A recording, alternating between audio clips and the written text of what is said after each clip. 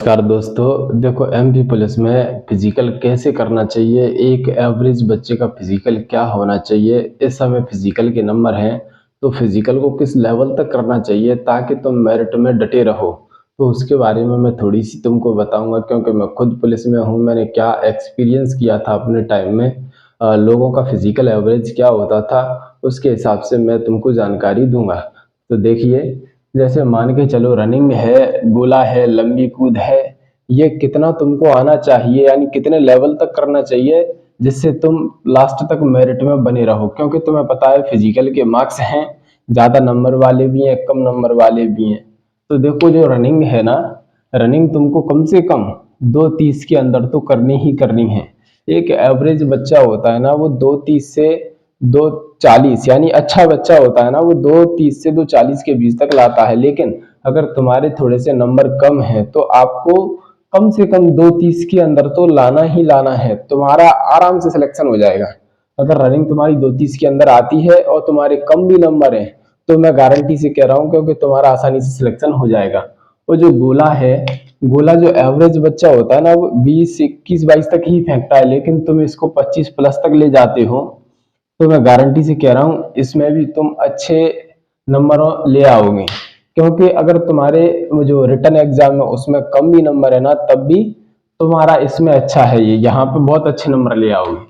लंबी कूद तुम्हारी अगर 16 फीट से प्लस है तो ये समझ लेना कि तुम्हारा ये सिलेक्शन के चांस है ना, मैं कह रहा हूँ 100% चांस है।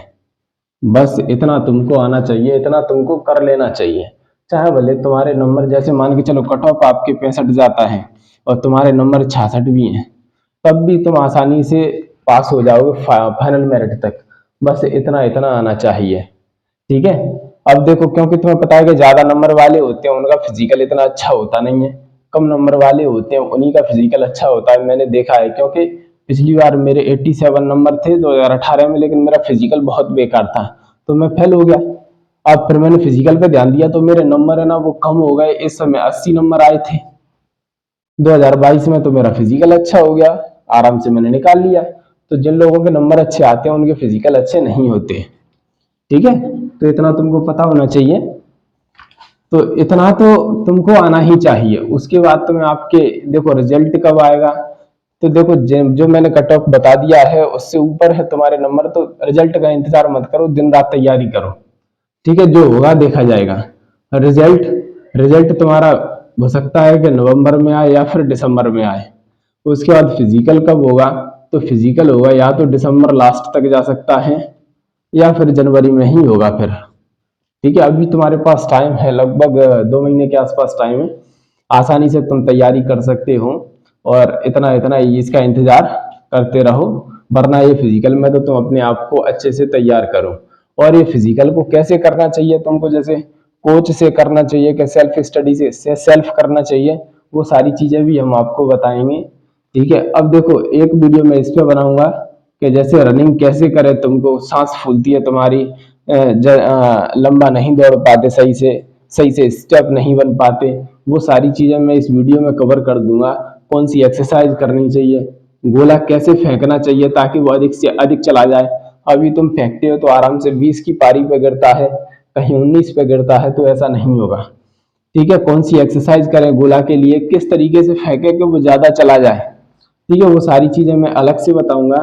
लॉन्ग जंप लॉन्ग जंप को कैसे करना चाहिए, यहाँ पारी से यहाँ तक आपके मान के चलो 13 फुट है तो तुम यहाँ फाउल कर जाते हो, फाउल से कैसे बचे तब जाके तुम इस पारी के उस पार गिरो।